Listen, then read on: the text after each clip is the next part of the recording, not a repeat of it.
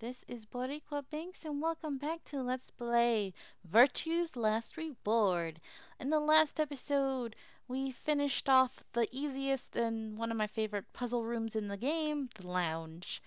And after we had chosen the magenta door, and we have Luna with us.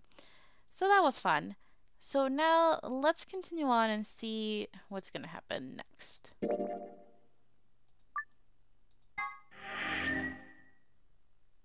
I hope you guys are enjoying this LP. It's gonna get really crazy soon. In the beginning, it's pretty calm. Another elevator, huh? Do you think it works?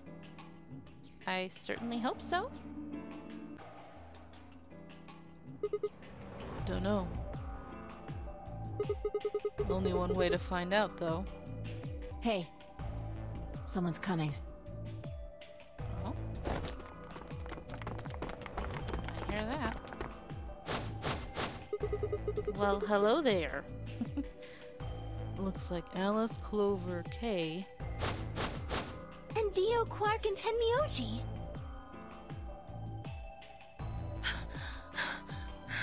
Oh? What's going on? Were you... Never mind. I'm not gonna say what I was thinking. Why are the two of you so out of breath, What's going on here? We ran into them a little bit ago. Okay. Well, not literally, of course. I don't know. With a prowl like that, I imagine you run into a lot of things. Oh my god, did he just say what I think he just said? Wow, Dio. Rude, even if it's true. Let me see the map. So I'll just ignore that. Oh, sure.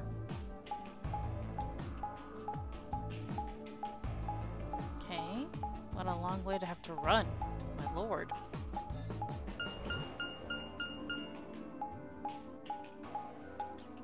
Okay, and that's their path. Long way to go. Ah, I get it. All three routes end up here.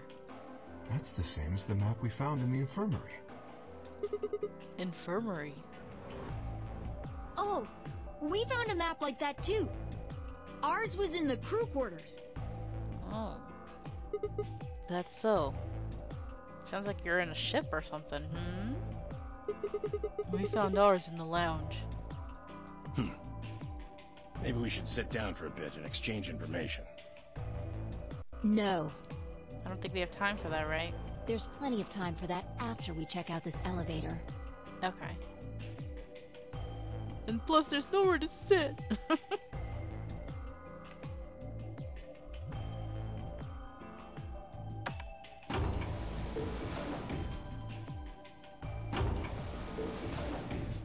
Okay, where are we going?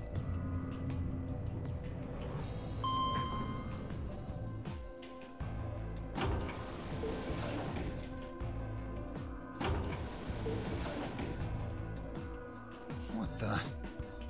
Oh, this is just like the other floor. These doors have colors on them too. Oh? The one on the left is green. Ah. The one in the middle is blue. And the one on the right is red. So the three primary colors now. Are these chromatic doors? Look, there's a box here. It looks like the ones we saw earlier. Lock, huh? Yeah, won't budge. No surprise there. Yeah, just like the other doors. No good trying to force it open, I suppose. Is something wrong, Alice? You've been staring at your bracelet. Oh, Hmm? no, I'm fine. But it looks like my guess was right. The numbers have changed. Numbers? Oh yeah, the time left. Looks like 2 hours, 6 minutes. Ah, for fuck's sake. I don't know why I was expecting him to say whoop-de-frickin-do, but yeah. You telling me we're gonna have to just sit around here for another 2 hours?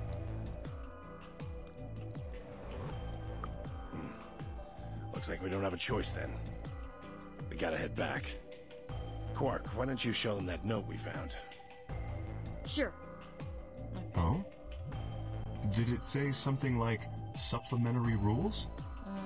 Because if it did, we have one too. We found ours in the infirmary. Yeah, we found one too. It was in a safe in the lounge. Here are a few more rules for you. Once you've opened the door, you can hop through it as much as you like. Did I read this last time? I feel like I did. The chromatic doors are like that too. Once you open them, even I cannot keep you from going in and out of them. Yeah, I did. Any color of bracelet can go through them and as many people as you like. But, you have to escape before you can take advantage of this free reign rule. Sorry. Ooh. Reading something I've read before made me sleepy. Once you've activated a chromatic door and gone through it to the puzzle beyond, it won't let you go back until you solve the puzzle. Okay. If that's true, then we can all go back the way we came and get into the warehouse. I don't think Zero's saying we can. I think he's saying we have to. Okay. Otherwise, what's the point of that key card? You mean this? The Ambidex room key. Yep. We found some too. That makes 6 then. One for each AB room. Let's head back to the warehouse. So when Zero says jump, we say how high, huh?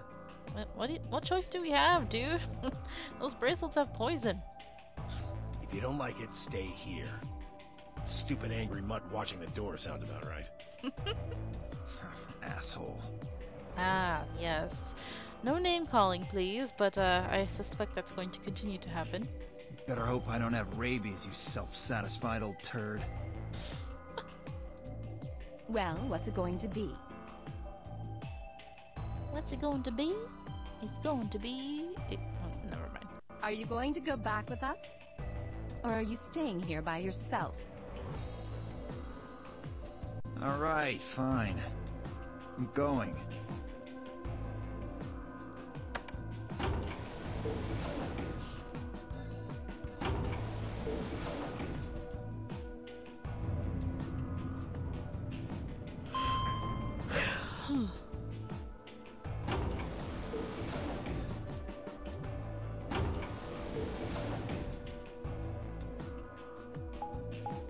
Long way to go. So what I might do, in future episodes, I'm going to edit out, like, the parts where they show the map and them traveling on it. Because it just seems like, especially if they're just making their way back, it's like, do I really have to show this? So, this is the lounge. It would seem Zero's notes were telling the truth. Yeah, everybody have a drink except for Quark. Actually, I don't know, is Clover old enough? I don't know her age. Getting back here was easy enough. That means we could all go visit the infirmary too. Or the crew quarters. Hey, Grandpa, check this out. Some of your favorite scotch. Somebody likes to drink. Oh, tempting, but I don't really think now's the time. Yeah, once we get out of here, have a scotch. On the rocks. Whoa, hold on. Grandpa? Since when were they buddies? Well, you wouldn't know, would you? You just met them. Or had they always been that close? In other words, they'd known each other before the Nonary game. And if Quark was calling Tenmyoji Grandpa, maybe they were even related. Alice and Clover seemed to be close too. Just how many of these people knew each other already? Let's go, buddy. As soon as we get out of here, I can drink all the scotch I want. Yep. You can drink all the root beer floats you can stomach. What? Root beer float, yum. You're gonna get me a root beer float? But are you sure? Do you have enough money? Aww. Oh, ye of little faith. I found an old factory full of rare earth metals the other day. Hmm?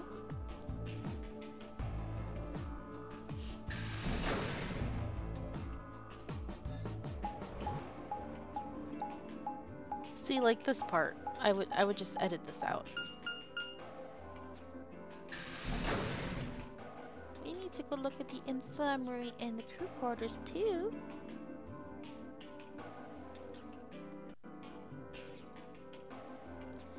Honey, we're home.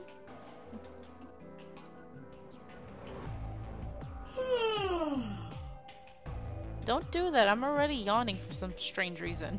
Oh, you're finally done? You were taking so long.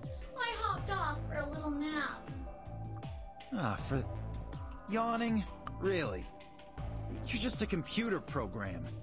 You don't get tired. Hey, B.O. Okay, I officially love that nickname for him of all people.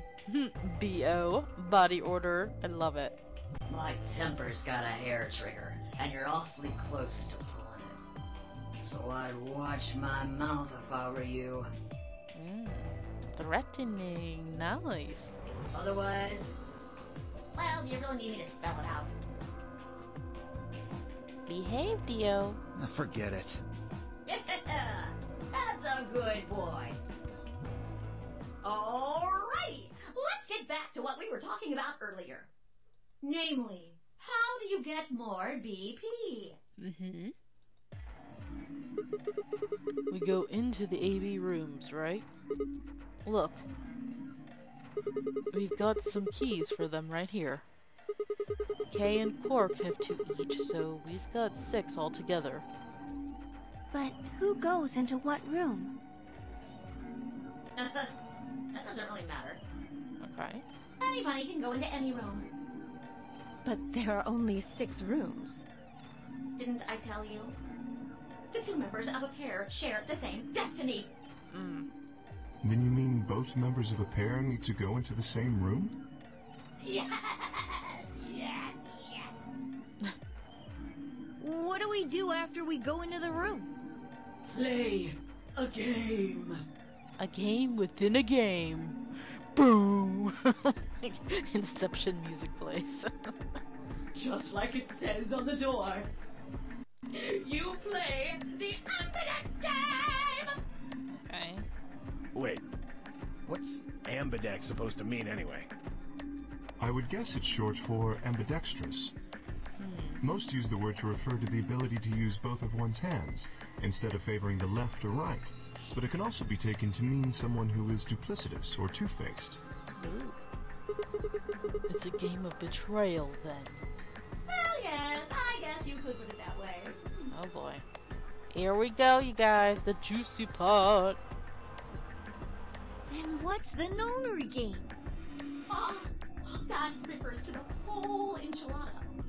The Nonary game is a game where you try to open the number 9 door and escape. The Ambidex game is just a mini game you play as part of the larger one. Make sense? Super complicated, but okay. Like hell. This shit is confusing. Is it? Or is it that you're just a few carrots short of a bushel? What do you think, Bia? You arrogant little bastard.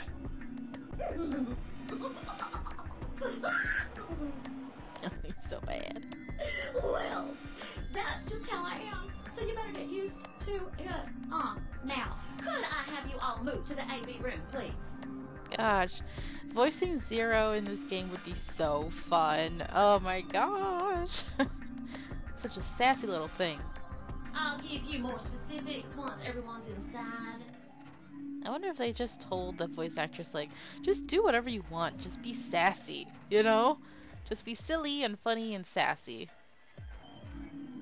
I think it'll probably be easier to understand that way. Kay, Quark, and myself each gave 1 card to Luna, Alice, and Tenmyoji. Then we headed into the AB rooms. There wasn't really any discussion of who'd go into which door, and Fi and I found ourselves heading into the leftmost room. Which is not the room you guys came out of, but that's okay. Looks like everybody else has gone in already. Think we should head in too. Why are you asking me? Just hurry up and get in there. Okay, okay.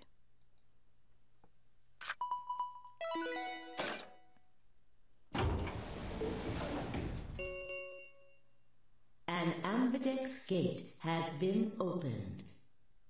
45 minutes remain until ambidex game polling closes.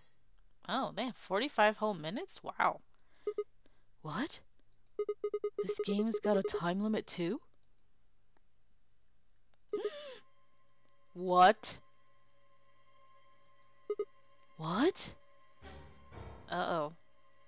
That music is familiar to people who have played 999. What? What the hell? Who is this? Fuck if I know. Look, it doesn't matter who she is. Just get everybody over here. Yeah, right.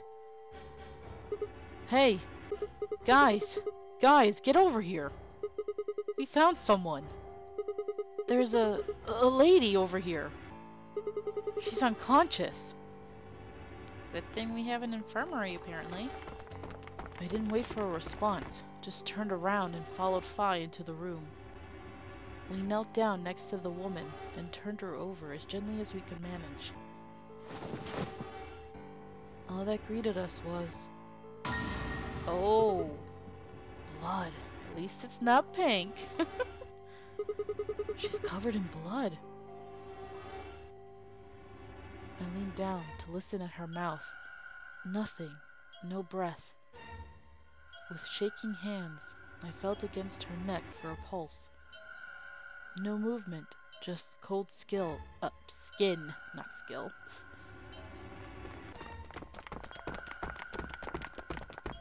What the hell were you yelling at? What's going on here?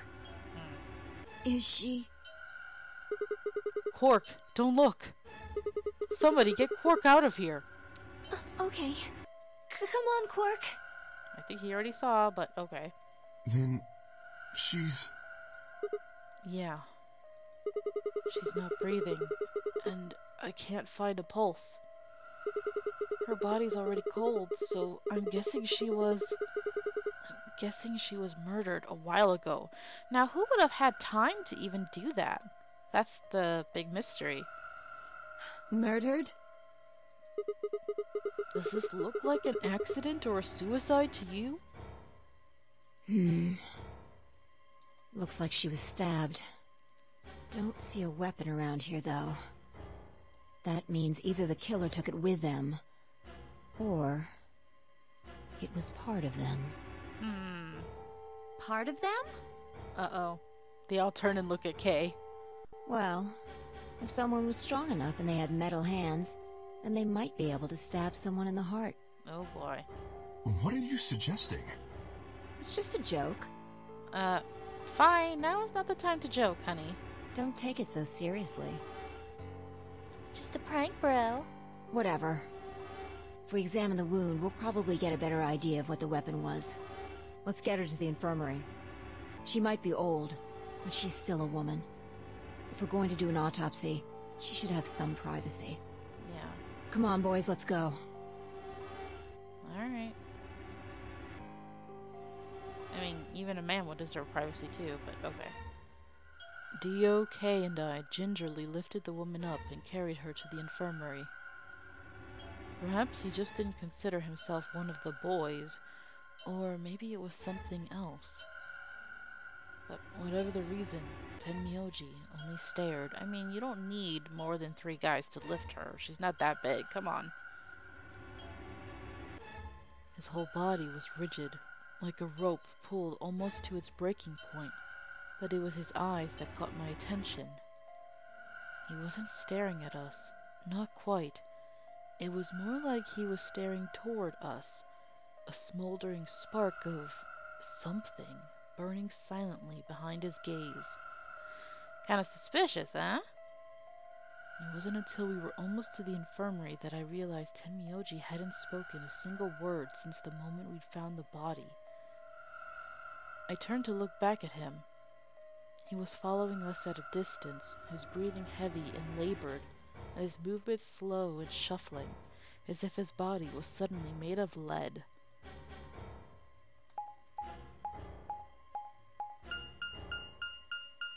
Okay. Oh, the infirmary's right there. Alright.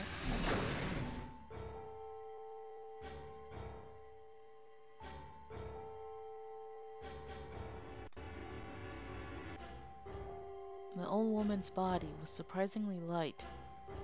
Carrying her felt almost like carrying an old, dry piece of wood. We set her down carefully in the infirmary bed, as if we were afraid she might break. She looks so peaceful. You know, minus the gaping hole in her chest. Almost like she's just going to wake up any minute now. Maybe she didn't suffer much when she died. Let's hope not. Yeah, let's hope so. Anyway, I feel a little bad about doing this, but I think we need to examine her. You mean like an autopsy or something? I'm just going to have a look at the wound. Okay. If we had a coroner, then it would be a different story, but... What? I have a medical license. Oh, convenient. Yay. You're a nurse? No. What is it? You're a doctor? Well, I'm not exactly a coroner. Interesting. I guess you really can't judge a book by its cover, can you? What are you? You didn't specify what license you have. Sorry. You don't need to apologize. Are you really going to perform an autopsy? Oh, I won't really be doing it. I think that machine over there is a medical scanner. Oh. It's called an ATOM. It uses nuclear magnetic resonance imaging to examine and diagnose people. Okay, basically an MRI. Ah, yes, I remember. Oh yeah? And just how the hell do you remember that? Because Alice, Clover, and I examined this entire room.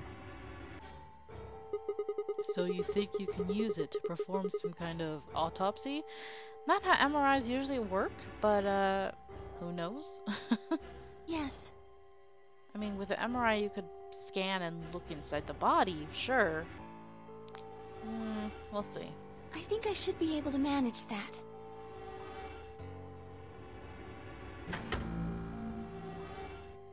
See, in MRIs they don't use a little wand thing like that.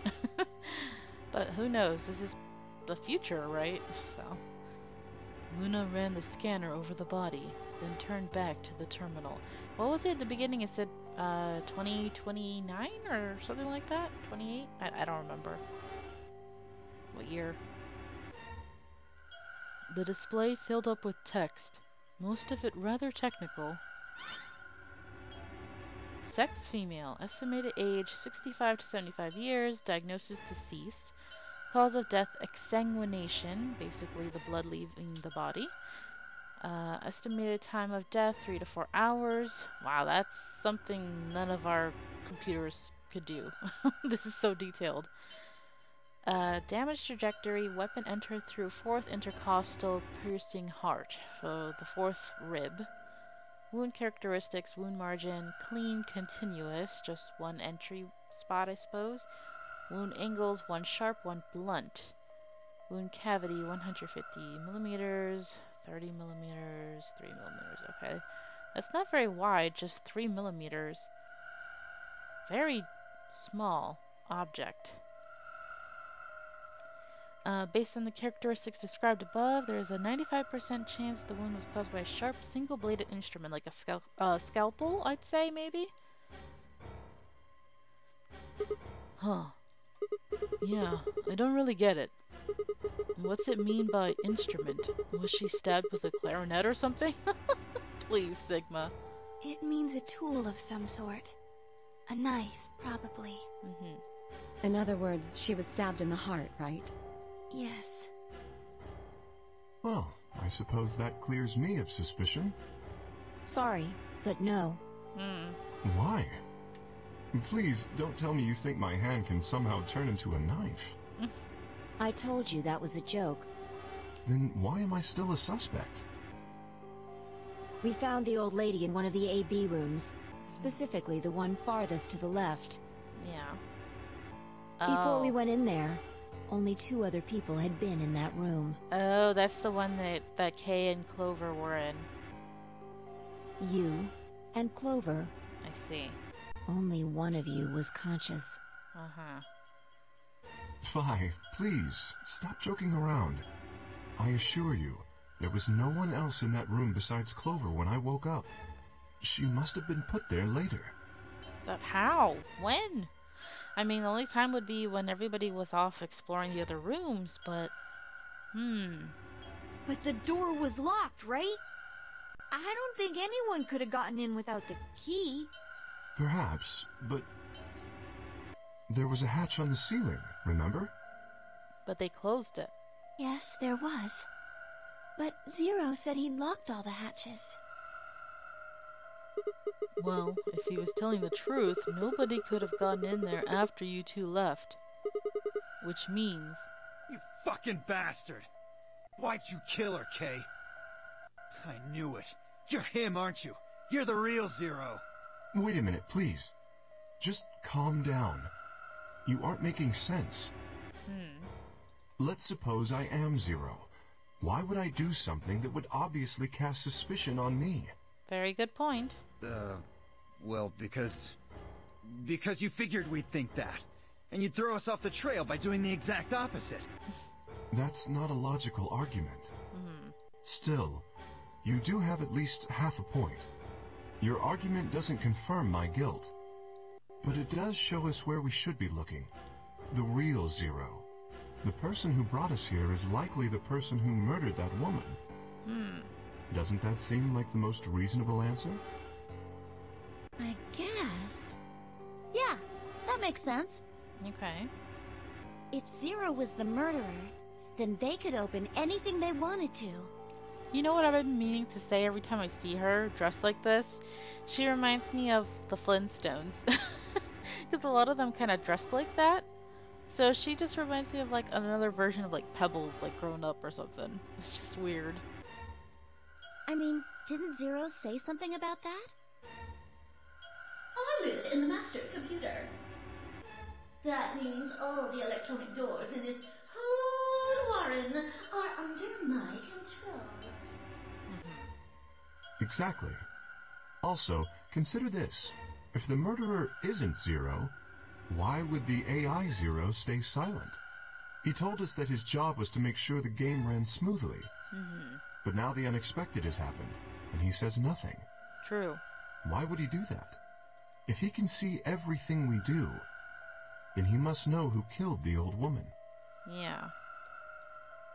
Interesting. So why has he kept his silence? The answer is simple. The murderer is Zero. Or rather, Zero Senior, I suppose you could say. He likely ordered Zero Junior, the AI, to keep his identity hidden. If Zero Junior told us about the murder, then Zero Senior's identity would be compromised. There is something else to consider as well. Perhaps this murder was not unexpected. Zero Senior murdered her. Just as planned.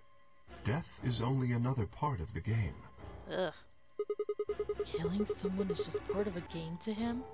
Well, there's no way to know for sure, but I would assume so. I mean, yeah. Look at your punishments if you disobey the rules. 10 minutes remain until Ambidex game polling closes. Geez, a whole half hour went by already? All players, please enter your votes. If no vote is recorded before the deadline has passed, any non-voting parties will automatically ally. Whoa, what was that? I don't know. Well, one thing's for sure. And that is? If we don't go vote, something bad's going to happen. You see? Just as I said.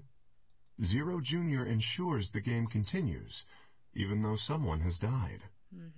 All of this is part of Zero Sr.'s plan. Let's get back to the warehouse. If we all head to the AB rooms, maybe we'll see Zero Jr. After all, he told us he'd give us specifics once we gone in.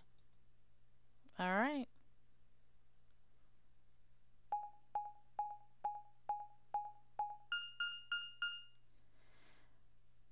Time to play the Ambidex game.